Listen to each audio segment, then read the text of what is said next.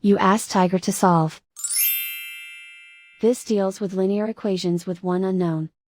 The final result is k equals -1/2. Let's solve it step by step. Simplify the expression. Expand the parentheses. Simplify the arithmetic.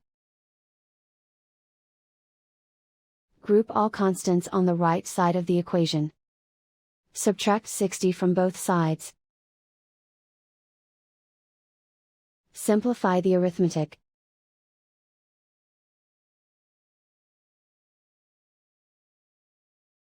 Isolate the k. Divide both sides by -10. Cancel out the negatives. Simplify the fraction. Move the negative sign from the denominator to the numerator.